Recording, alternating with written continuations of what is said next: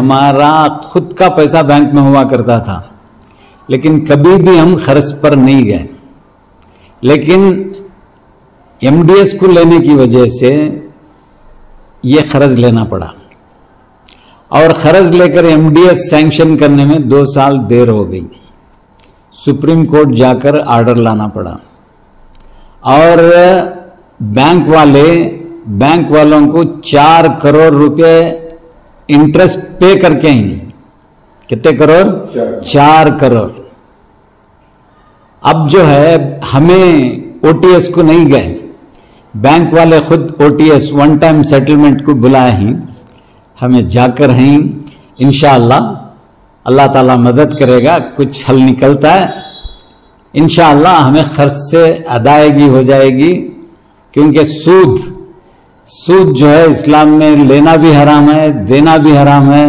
ہم نہیں چاہتے کہ فاروقیہ ادارہ جو حضرت عمر فاروق رضی اللہ تعالیٰ عنہ کے نام سے بنایا گیا ہے، اس کو سود پر ملوث کریں۔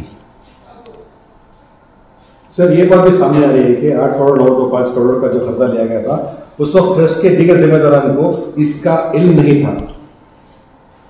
یہ بالکل غلط ہے۔ جب تک پورے ٹرسٹی سائن نہیں کرتے، بینک والے میرے ایک سگنیچر پر لون نہیں دیتے، سمجھے؟ تمام ٹرسٹیز جو زندہ ہیں، ان میں سے جو مر گئے ہیں، انتقال کر چکے ہیں، ان سب لوگوں نے دستخط کیا ہے، یعنی سب کو علم تھا؟ سب کو علم تھا۔ جی، کس لیے لیا جا رہا ہے؟ ہاں کہ سر آنے والے دنوں میں 10 جنوری کے حوالے سے آپ کا ون ٹائم سیٹلمنٹ کا لائن آف ایکشن کیا ہے سر؟ بول رہا ہوں نا، بینک والے خود بلائے تھے، ہم لوگ گئے تھے، ایک سٹنگ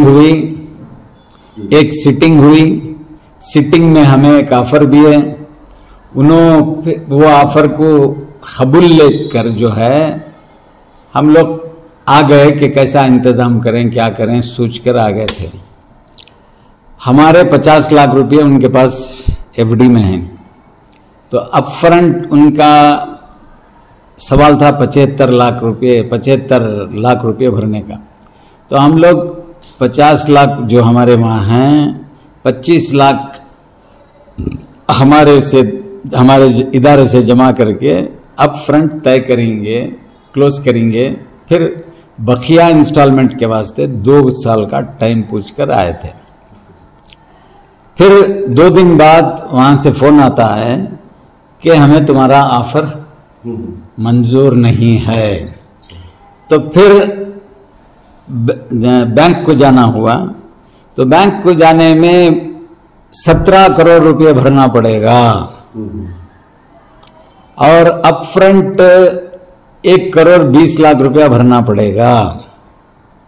تو یہ شرط رکھی، یہ نیگوسیشن میں چل رہا ہے، لیکن اس کے درمیان بینک والے خود جو ایکشن نوٹس نکالے ہیں، اس سے پہلے 4 اسی قسم کے نوٹس نکال کر ہیں، لیکن کبھی ایکشن نہیں ہوا اللہ کے فضل و کرم سے۔ انشاءاللہ اس بار بھی نہیں ہوگا، سمجھے؟ انشاءاللہ قرض ہم لیے ہیں، اور قرض کی ادائیگی ہمارے اوپر فرض ہے۔ ہم یہ نہیں چاہتے کہ ہم کل جائیں تو قرض آنے والے یہ نہ کہیں کہ ماضی کے لوگوں نے ہمارے اوپر، ان کی خدمات بہت ہیں۔ ہم چاہتے تو اس زمانے میں 20 ایکڑ 50 ایکڑ زمین لے کر یہ تمام ادارے وہاں بنا سکتے تھے، لیکن سیٹھ صاحب کیا چاہتے تھے؟ اوقاف کی زمین کی ترقی ہو۔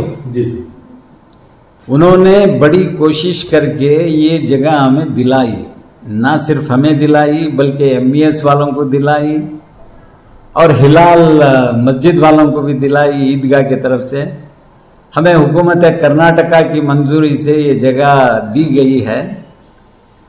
اگر سیٹھ صاحب میری بات مان لیتے تو ہم ایک 25-50 ایکڑ شہر کے باہر لے کر آرام سے یہ ادارے بنا سکتے تھے، لیکن سیٹھ صاحب کی ایما پر یہاں جو عمارتیں، فلک نما عمارتیں کھڑی ہیں، یہ قوم کا سرمایہ ہے، اس پر جو ہے تقریباً 200 کروڑ روپے 300 کروڑ روپے کی لاگت کی عمارتیں ہیں. بالکل سر، بالکل ایک اثر ہے. اب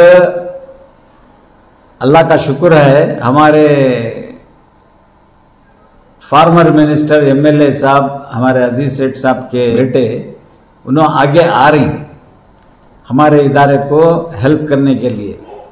ہمارے ادارے میں ان کو شامل کرنے کے لیے دعوت دی گئی تھی، لیکن وہ کہنے لگے کہ میں منسٹر ہوتے ہوئے MLA ہوتے ہوئے ٹرسٹ میں نہیں آ سکتا کر کے کھلا ایسا بتا دیا. لیکن پرسوں کا بھی ان کا اسٹیٹمنٹ آیا کہ 1 قدم منو آئے تو میں 4 قدم آتا ہوں. پہلے بھی بتایا. ہمیں جو ہے ہمارے شوکت پاشا صاحب کے ذریعے سے ان سے ٹچ میں ہیں. بالکل سر، شوکت پاشا کی زبانی میں نے سنا کہ الحمدللہ تنویر سیٹھ آپ کے جو یہ بینک کا جو بھی ہے معاملہ، اس میں ان کی رہنمائی شامل ہے اور وہ ساتھ دینے کے لیے انشاءاللہ بولا. میں نے بتایا نا، خرچ واجب الادا ہے، بغیر اس کو ادا کرے ہم نہیں جا سکتے. اور خاص کر سود جو ہے بالکل حرام ہے.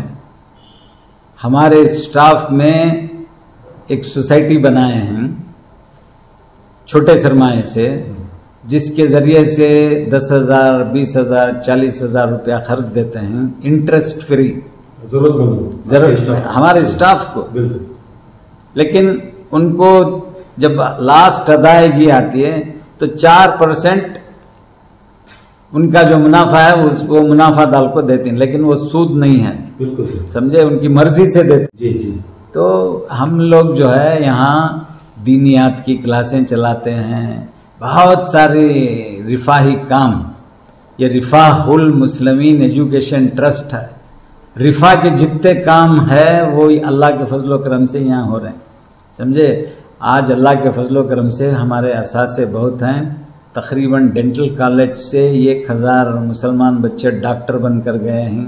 بی فارما ڈی سے کئی مسلمان بچے آگے بڑھ کر گئے ہیں.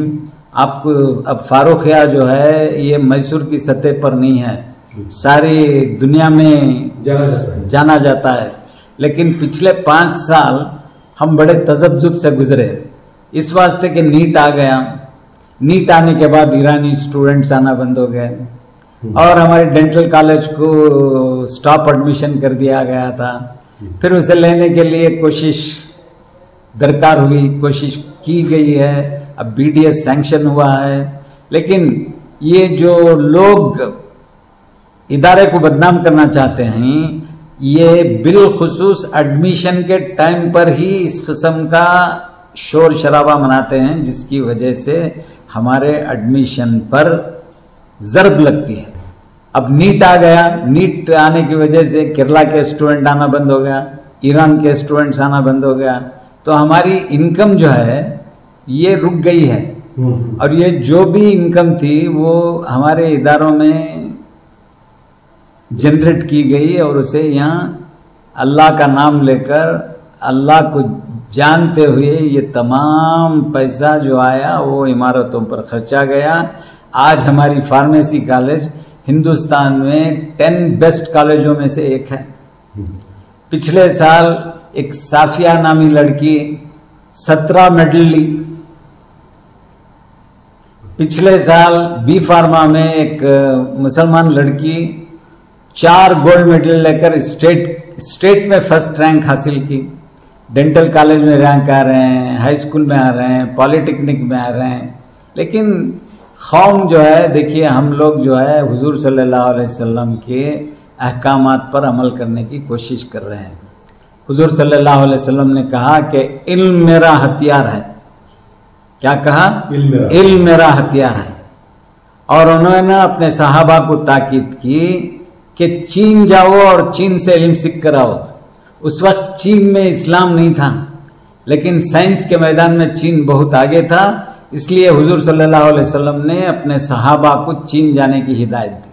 اس سے ایک اور بڑی مثال، جنگ بدر میں جو قیدی آئے حضور صلی اللہ علیہ وسلم کے روبرو ان کو پیش کیا گیا، تو اللہ کے رسول صلی اللہ علیہ وسلم نے کہا کہ اگر تم میں سے کوئی علم جانتا ہے اور وہ میرے صحابہ کو سکھا دیتا ہے تو میں اس کی رہائی کا اعلان کرتا ہوں. کیا پیاری پیاری مثالیں دی گئی ہیں. اور ایک بار حضور صلی اللہ علیہ وسلم نے کہا جس شخص کی 2 لڑکیاں ہوتی ہیں اور وہ 2 لڑکیوں کو تعلیم دلاتا ہے تو وہ اور میں جنت میں یوں آئیں گے. یہ تمام مثالیں ہمارے روبرو ہیں. بس ان کے مشن کو حضور صلی اللہ علیہ وسلم کی ہدایت پر ہم جو ہے علم پڑھا رہے ہیں, تعلیم دیتے ہیں یہاں, اور بچے کامیاب جا رہے ہیں. لیکن دکھ ہوتا ہے, جیسا کہ آپ نے پوچھا, ہمیں دکھ ہوتا ہے کہ ہماری قوم کو تعلیم کی قدر نہیں ہے. آج ہمارے ادارے جو ہے JSS کے بعد دوسرے نمبر, علامین کے بعد بھی دوسرے نمبر پر ہیں. لیکن ہمارے بھائیوں کو علم کی قدر نہیں ہے, علم کو بدنام کرنا چاہتے ہیں, ادارے کی نیک نامی پر ضرب لگانا چاہتے ہیں. لیکن ان کو نہیں معلوم اللہ تعالیٰ آسان کر دیتا ہے. یہ ادارہ عزیز سیٹھ صاحب, محمد سیٹھ صاحب, پروفیسر نذیر احمد صاحب, لائر عبدالغفار خان صاحب, بڑے کافی پلانٹر یوسف علی خان صاحب, یہ تمام جو ہے یہ ادارے کی بنیاد ڈالے. ان کا مین مقصد کیا تھا؟ مسلمانوں میں تعلیم کو عام کرنا. اب اللہ کے فضل و کرم سے آپ شہر میسور میں کہیں بھی جائیے, کسی کے گھر کے دروازے پر دستخط دیجئے, پوچھئے اس کو کہ آپ کی بچہ کہاں پڑھتا ہے, تو کہے گا فاروق ہے.